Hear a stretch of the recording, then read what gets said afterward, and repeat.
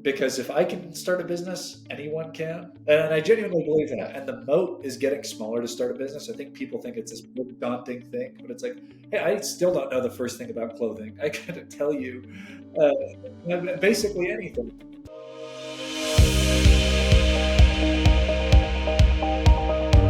Hey, welcome back to the show. And today I'm so stoked because we've got a founder on who I am wearing his clothing line, and you're going to love hearing this story. Ben, tell us who you are and what do you do? My name's Ben Perkins. I wish I did something more glamorous than this, but I'm a stretchy dress shirt salesman. I love the stretchy shirts. Well, thank you. I started And Collar. It's a performance dress shirt brand. So what we say is it's a dress shirt for guys who hate dress shirts, made by a guy who hates dress shirts. Love it. So that's as simple as that. We make stretchy, machine washable, wrinkle resistant. Forget all the technical, the technical features. We make stress-free dress shirts. I love it. I love it. Now, why is this important today? Who doesn't like to wear dress shirts? I mean, come on. That's what I think. So for us, we say the everyday guy doesn't want to wear a dress shirt. I mean, COVID showed that when everyone was stuck at home, the first thing they stopped wearing, dress shirts. Man. Dress shirts and pants, right? Yeah, seriously. I'm sure you probably even did this podcast without pants. So it's like, I did. I have done that before. Yeah. And that's what we were trying to accomplish, saying, hey, you still have to wear a dress shirt occasionally, life's biggest moments, weddings, job interviews. Right.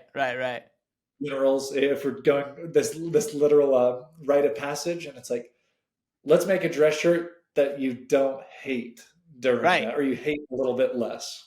Right. And for those listening, if you have not heard of And Collar, go to collar.com and check it out, because like literally the marketing, the brand, everything about it screams, you got to try this stuff. And once you do, I'm telling you, once I got my first shirt, the first time I heard about it, to be honest, was from one of my sons. Served a mission for 2 years, was out of the country. I said, Dad, I need some new white shirts. And I'm like, all right. And I'm thinking, all right, I'm just going to rip up the Van Heusens out of Costco and send them over. And he's like, no. I don't want another Van Heusen shirt. I need an And Collar shirt. And I'm like, what is going on? He's getting picky now with his white shirts. So I send him some And Collar shirts, and I bought one for me. And I was like, okay, I now see why he loves this shirt. Comfy, like what you obviously work around a lot of people that wear fancy shirts sometimes. What was the inspiration here? I mean, you also worked in an athletic program, like you were involved in university stuff. Can you play basketball? Have you ever played basketball in one of your shirts? Yeah, I have. So answering in reverse order. Yeah. I'm not surrounded by anyone who wears dress shirts anymore. It's funny. We've got a team of 20 now at And Collar. Yeah. And they all joined the company so they didn't have to wear dress shirts anymore, which is this funny thing. In terms of inspiration, quickly, I grew up in Southeast Asia, specifically in Hong Kong. And so as a 13-year-old, I loved sports. Right. You were talking about basketball, soccer, and athletic fabrics. That was the advent of like synthetic fabrics. Wow. So you're ditching the cotton. So we're talking Under Armour with their turtleneck, the classic turtleneck on this tall 6'4" American kid walking around the streets of Hong Kong wearing a Under Armour base layer. I don't know what my parents were thinking. Out there. And I was like, this fabric is awesome. That's like in stark contrast to, as a 13-year-old, my biggest pain point is, I guess, a dress shirt, school uniform, having to wear it to formal functions. I was like, what if I can combine my Under Armour with a dress shirt was the idea. And so that's 2008. I designed a logo on my family's singular desktop computer on Microsoft Paint. It was called Wicca Sweat. Horrible logo. But my parents' allowance didn't cover minimum order quantities of 5,000, stretchy dress shirts. Crap. Lo and behold. Yeah. So I kicked the can down the road on these stretchy, basically back then when I was saying soccer jersey dress shirts. Right. I came on the road, and then I was in the Philippines every day for 2 years in the heat and humidity again, wearing white dress shirts. Yes. And I came home and I'm in college. I'm like, hey, dress shirts still suck. I hate them, and I can't be the only one who hates them. Right. And can I get some school credit while I start this business? And the big idea was my life savings were 20,000 Right. at that point. And I said, I'm going to set this aside as my mini MBA. I'm going to pretend I never had that 20,000, and it'll be educating so I can learn how to manufacture, sell, market. Love it. And here we are. I guess that was 2017. We're 2023. 6 years almost to the day since officially launching, then blue and white collar, now and collar. Fantastic. I love it. No, what a fun story. I mean, what island were you on in the Philippines? Sorry. Oh, in Luzon. So right outside of Metro Manila. Gotcha. Ugh. Hot, stinky. Yeah, that's a rough place to. Oh. Yeah. It was awesome. I would live there again, but it would have been much better if I had these dress shirts. No doubt about it. Amen. No, listen, this is a real deal. We all have to wear dress shirts sometimes, and it sucks when it's so stiff. And I used to starch my collars to keep them from getting dirty and stuff like that. And your collars, your material, you joke a lot. I don't know if this was a byproduct of the materials you used or it was intentional, but water repels off of it. I mean, I got a bloody nose the other day, dripped on my shirt, dripped right off. Amazing. We've heard cool stories about that. So when we first launched, there wasn't the stain repellent factor or the fact that the shirts were made out of recycled plastic, recycled polyester. That's cool. It was just all the rest of the features. But then it's like, the worst thing about a white dress shirt, and somehow it only happens in your white dress shirt, is when like that tiny little bit of spaghetti sauce gets right there, and you lick your finger and it doesn't come off. And it's like, let's stop that. Our ads showcase, your crazy uncle dropping a whole thing of Kool-Aid on you. It's like, that's not going to happen. But it's the nose drip. And it's like, hey, let's save your day from the little things, or your kid's Cheeto puff hands. So, the little classic Cheeto fingers. Totally. We've tried to make a high-tech dress shirt for the average guy who really just doesn't want to wear a dress shirt in the first place. So we say it's function, not fashion. Although I have to say, Todd, you look awesome in it, and you look really good in it. Hey, thank you very much. My wife loves the way they fit. And so she literally last year for Christmas, I ordered me 2 or 3 for Christmas for myself. There was 4 more under the tree. And I was like, honey, it was awesome. So thank you again for developing a cool brand. I do like to wear dress shirts a little bit, but this makes it even better. And I have played golf in these shirts. Like literally they are functional. Very, very cool. So tell us now about the business, because we've talked about who you're trying to serve and who you're trying to help with this problem. And as an advocate of, go try them out, go buy a couple and just see what you think. But moving beyond that, let's talk about the actual growth of the business. I mean, you've been doing this since 2017,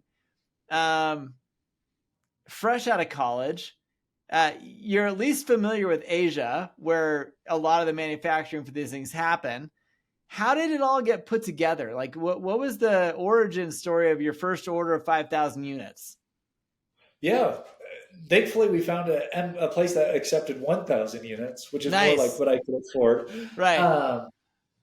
But yeah, long story short, and these are like my very tactical suggestions, because if I can start a business, anyone can, and I genuinely believe that. And the moat is getting smaller to start a business. I think people think it's this big daunting thing, but it's like, hey, I still don't know the first thing about clothing. I couldn't tell you. I just want a dang stretchy shirt, man. Come on. And that's what it was, basically a factory. So you hop on Alibaba.com, which connects you with, it's mostly Chinese source manufacturers. Right. And for us, what we did was we took, my favorite basketball team, the Utah Jazz, took their jersey with a dress shirt that I thought looked good in terms of like shape. The fabric, of course, wasn't what I wanted. And I sent it to a factory and I said, hey, I don't know how to explain this, but make this good looking shirt out of the fabric of this jersey and just combine the two. So Dr. Frankenstein did. There was no technical me saying, hey, we need it to be this weight of fabric with this sort of drape. That's hilarious. Combined to the two. That's hilarious. That's awesome. All right. So that's a great origin story. So you buy your first 1,000 units. and you're selling them where? Yeah, so we launched August 1st, 2017 while I was in school in a marketing class. I remember everyone in my class got angry. They're like, "Hey, he's like cheating." Because that's usually where you take like Nike and you do it.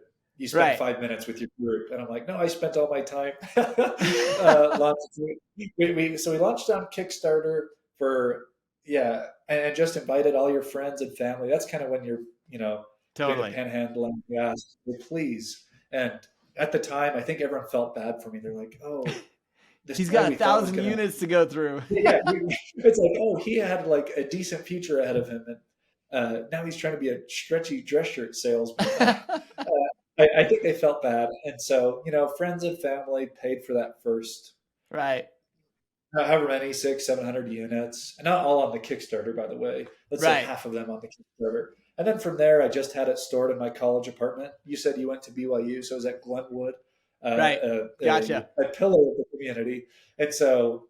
Right. Me and my co-founders, like I had all the smalls and mediums. They had the large and XL, for example. That's hilarious. And whenever we'd occasionally get an order, it's like, oh, I've got the medium. I'll go. Whoever's apartment it was in did the fulfillment. Yeah.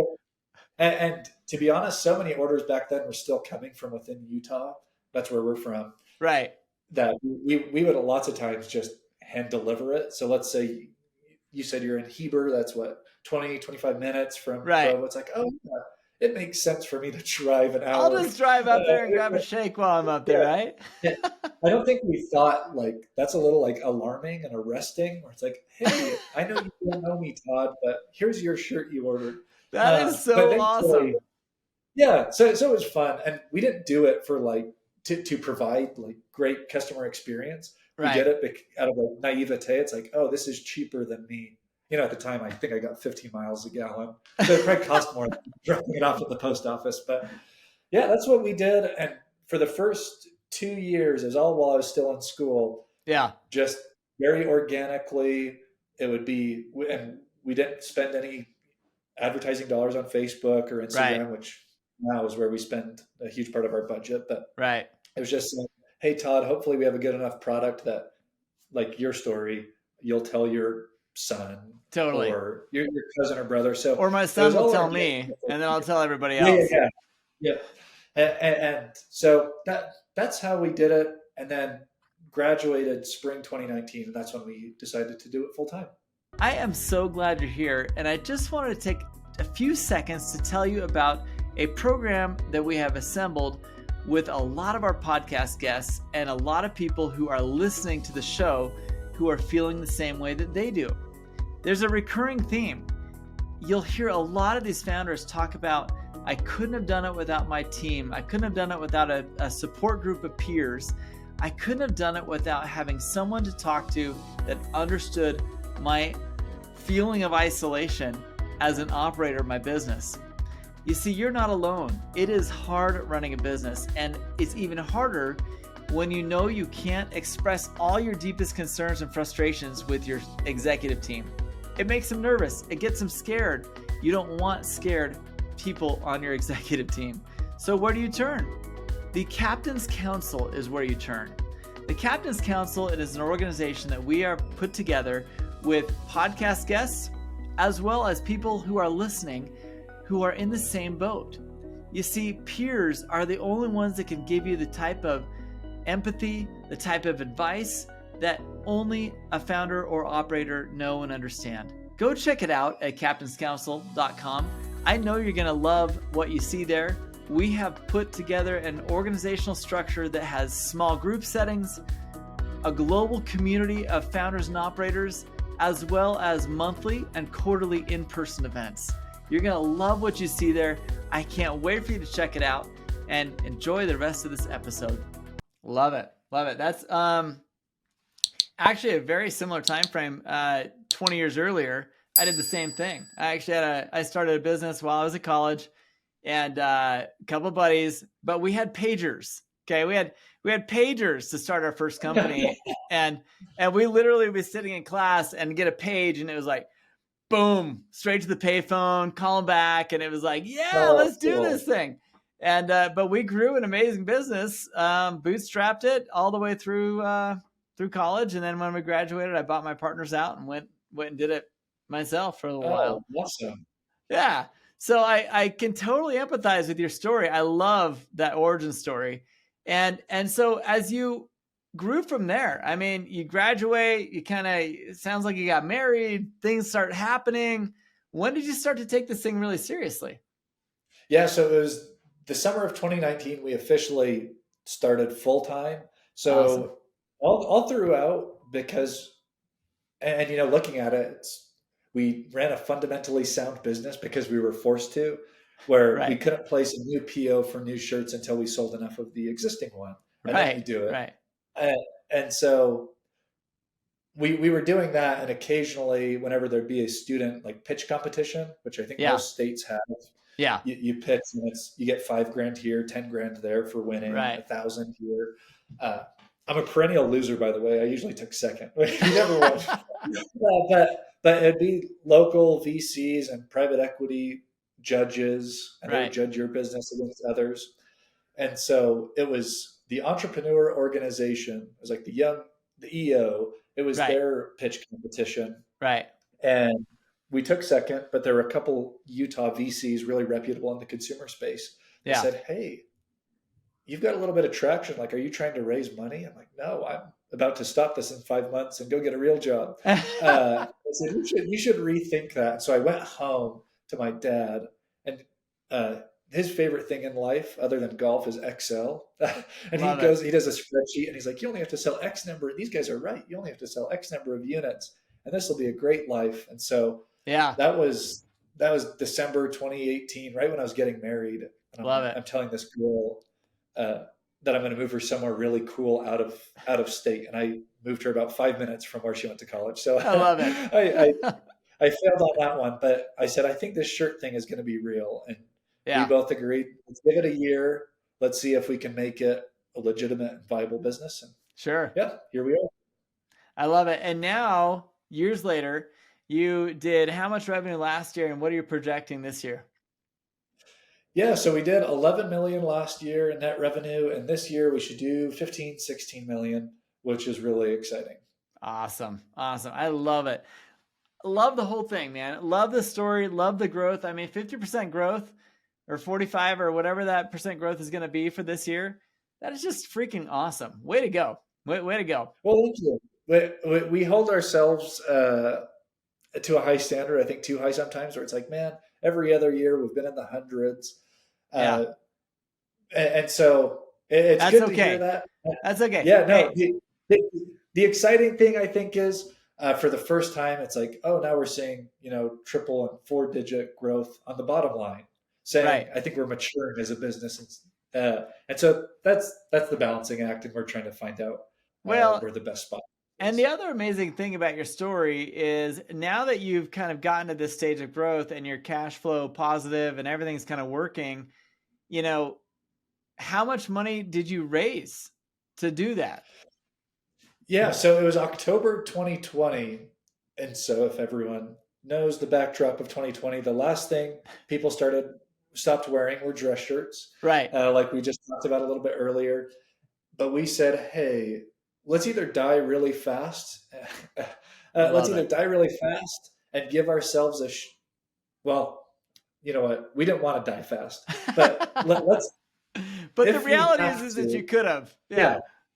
Like we don't want to peter out, and so let's like give ourselves a real shot, swing for the fences, Right. and if we die, it's going to happen fast. Right. And so we said we're going to invest really, really heavy into video marketing, showing people pouring stuff on themselves, showing the stretch, tug of war with the shirt, and hoping that when people do come out of COVID wearing dress shirts again and buying dress shirts again, we'll be top of mind because no other dress shirt company was dumb enough to advertise at that time. So we took that bet in October 2020. We took 300,000 from two angels. Awesome.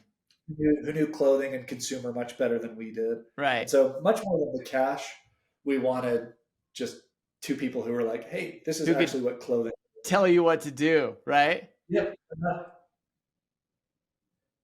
I love it. Dude, that is such a fun story. Now, The growth sounds fun. And I know that there's so much backstory there. Having built and grown businesses, everyone listening knows there's a lot of crap that can happen as you start to develop that kind of a product-based business. Like product-based businesses are hard. Digital stuff is so much easier because you don't have to wait on shipping from China and getting a container load, getting held up in customs and stupid stuff like that. Tell us about the biggest problems you've had to face in the growth of this business.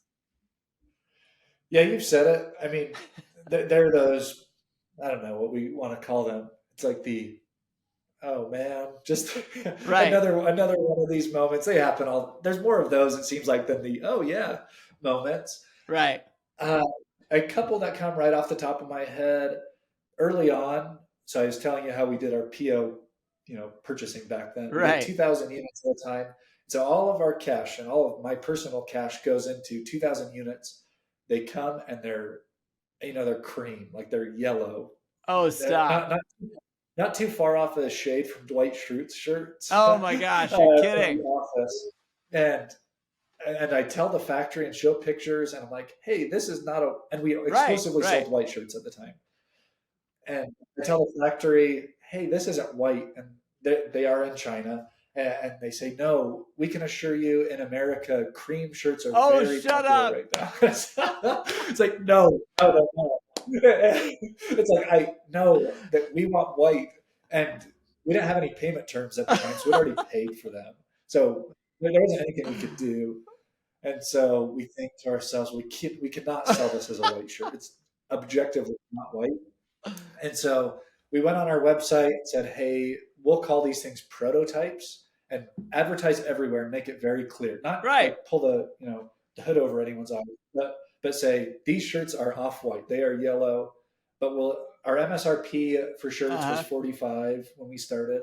And we said, we'll sell these things for $25, cost of goods is $13, $14. Hopefully we just get rid of these. And you know what? And we sent out an email to customers, and that was the only thing we had on the site. That is probably the fastest inventory turn we've ever had. That is hilarious. Where I guess we found out customers were price elastic, wanted a good deal. And even to this day, 5 years later, we get customers sometimes email in saying, hey, are you coming back out with those prototype shirts? It's like, no, we hope that's awesome. Sell prototype shirts. It's funny you say that. I was at lunch with somebody the other day who came up with a gym short type product, and he said, yeah, we were just, my wife hated all the stretchy pants, from do I buy Lulu? Do I buy this? Do I buy whatever? And so he's like, we went in and just bought an order we told them, this is what we like, this is what we don't like, same kind of thing. But every time they got an order, and they never knew what they were going to get, because they had like different quantities, different sizes. Yeah. And so they literally just said, every Wednesday we've got a drop, and whatever they had, they'd sell.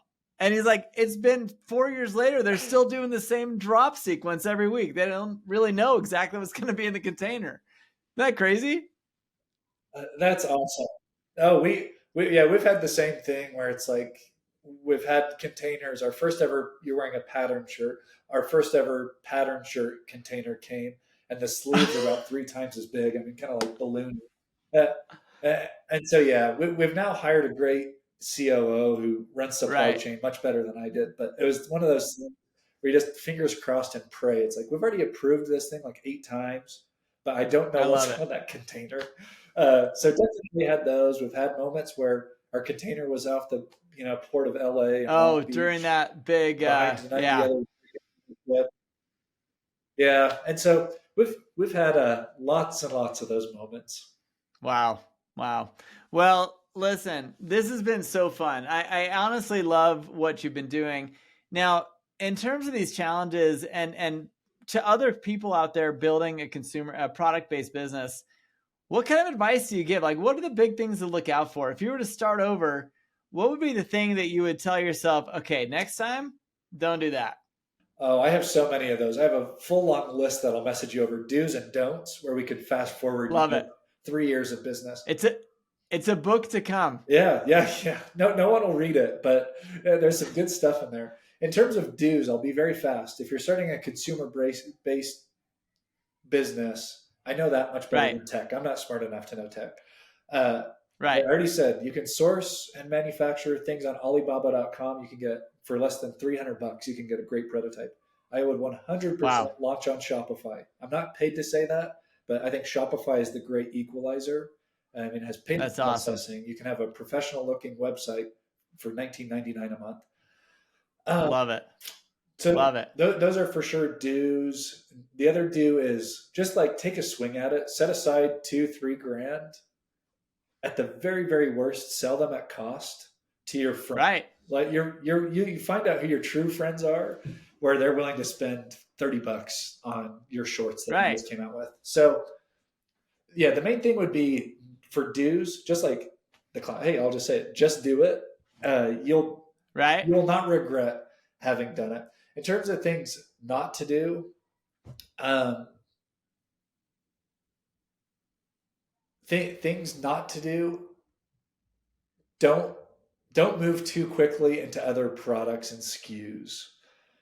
Interesting. What I mean by that, I think it's kind of obvious, but I think you need to be best in class at something or have like a real winner. And I do feel like we accomplished that with the shirt, and it took a lot of iteration. And the shirt you're wearing today took probably 6 points of iteration from the one we launched. Is that right? Kickstarter. Yeah. I mean, now having recycled materials, a little bit of fit change. Where we rushed into our second product category. You're talking about stretchy pants. We launched a pant, and it was fine. I think it was, if I had to grade it, it's a B-. It's a B-. Good, but not the best. Good, but not the best. Right. I think we lost a little bit of that, where it's like, hey, we have so much brand equity, we can just sell whatever we want, and people will like it. Where it's like, hey, that thing has to stand on its own. And I feel like we've gotten back to that. But yeah, don't push losers is probably the way. Interesting. Is the way I'd reword that. So I think that's great advice for anybody's vertical. Vertical. Oftentimes, Ben, a lot of founders will get in their head, this is going to be my favorite product. And the reality is the market is telling you, we don't care. Yep. That is not what we want. So how do you listen to that? What do you do to get over kind of your own impotence of thinking this is going to be a winner, and then it just isn't? Yeah. So we did 3 years of us listening to mine and Jordan's instincts in terms of product. And it's like, hey, that's so dumb. We have enough customers now to reach statistical significance with just a survey. And so, or not even a survey, just follow. It was Jeremy Andrus, the CEO of then Skull Candy, now Traeger Grills. He gave me some of the best advice I'd ever received, which was, don't let people vote with their words, let them vote with their dollars. Which was saying, I can send out a survey and say, hey, Todd, what do you think of conceptually if I come out with a blue shirt with flowers on it? Let's just say. Right. And you can say, yeah, I love that. But that's worthless until you willingly hand over your credit card for $48 and pay for it. And so his advice there was just come out with smaller quantities. Yeah. Test, say, hey, we'll pay an extra $4 a unit to come out with 250 or 500 units instead of the usual 2,000 units. Right. And if sell-through and customer reviews tell us it's good, then it's good. Love it.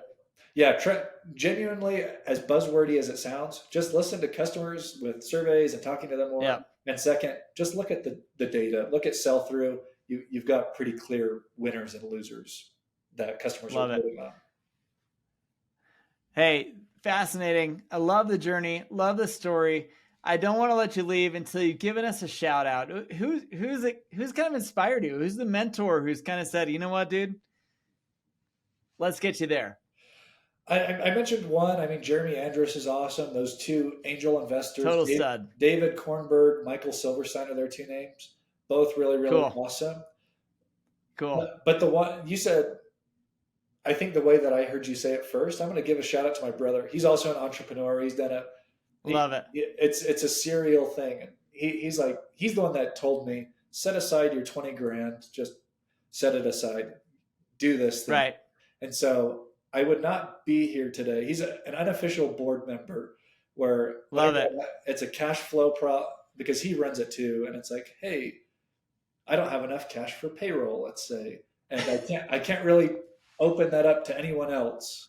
No, you can't really tell your employees that. No, you can't. And it's like, I can't really tell my wife that either. And maybe that's an indictment on me, but it's like, no, you're not the only one that doesn't tell your wife that stuff. Yeah, but where the funny thing is, it's like the business is humming along. We're making more money than we've ever made, but I found that profits don't still equal cash. And it's like, hey, the one guy I can call and he can genuinely relate, where it's like, oh, this employee is giving me such a hard time, or that totally XYZ. So yeah, Derek Perkins. Love it. I've got to give him a shout out. He's a hero of mine. Love it. Love the shout outs. Those are great shout outs. I know some of them, and great people. So Ben, moving forward, dude, what do you expect in the next 2 years? That's the question. It's this existential question all the time. The goalpost is always shifting, apparently. where it always does. When we started, we said, hey, if someone writes a check for $7 million, we said it, I remember the day, for $7 million for this business, we take it and we run. We don't, no questions. And it's like, oh, well, we hope to do twice that in revenue this year. Right. And so it's always changing. And I think we're trying to stay dialed in. Yeah. If I had to give a very transparent number, it's like, hey, we really want to hit that $30 million revenue threshold in the next 2 years. Right. Right. And then we see. Well, at the growth you're doing, I think you can get there. We think so too. We think we've gotten a better team now, and we're in a much better place to do that. But we want to do that. But honestly, I hate dress shirts. That's why we started the whole business. So I don't wake up every morning. Right. I love dress shirts. And so we'd like to transact, get one under the belt, and then take the learnings from this book, or from my future book, and then from the Growth and Scaling podcast. And say, let's do it again. Yeah, I want to follow in your footsteps. I love it. Love it. Love it. Love it. Love it. Love it. Thanks for the plug. And we cannot wait to push this product. For those listening, if you hate dress shirts, you've got to go check out andcollar.com. Excuse me. andcollar.com and buy a few shirts, man. Just check it out. It is the coolest place. And your white shirts will never stay whiter. Like, honestly, it's the best. So, thanks so much for being here again, Ben. We appreciate all you're doing. Hey, thanks a ton, Todd. Really appreciate it. Hey, what did you think of that interview? I love Ben. I love the company And Collar. And if you haven't done so already, you need to go on to their website. Check it out. It's andcollar, collar.com. And you're going to love what you find. I have literally like 15 plus shirts in the last year. And I love the way they fit. I love the way they wear. More importantly, I love the way that he's grown. Almost entirely bootstrapped. Just a couple of small investors near the beginning to help them capture orders. After that, this company has been nothing but profitability. I love how it's happened. I love the pace they're going. But you know what I love more is I love the true story of how they have gone in and leaned on some peers, leaned on some mentors to help them get through some of the big challenges that come in product-based businesses. So if you're in one of these positions and you don't know who to lean on, let me just tell you, go to captainscouncil.com. If you check out captainscouncil.com, you're going to find a whole area full of CEOs who run all sorts of different types of businesses. And all of them are there with the express purpose of growing and scaling their business and wondering how do they fill a peer advisory board full of people they love and care about who care about their business. And this is how you do it. We put together at the Captain's Council other members like you who are part of our community, who love the podcast, love the show, and are looking for that shoulder to lean on. Well, you get 10 to 12 shoulders to lean on in our community that are intimately familiar with you, your business, and how you make things happen. So Check it out at captainscouncil.com. You're going to love the support you get. You're going to love getting the answers you've been looking for. And let's face it, nobody can tell you how to run your business better than your peers. And when you have peers who are currently actively running businesses right now, it helps so much to have their advice on what to do next in your business. So thanks for being here. Thanks for taking the first step of being a part of our podcast community. We love having you here. It will always be free. Check out the Growth and Scaling podcast next episode right after this one. We'll see you then.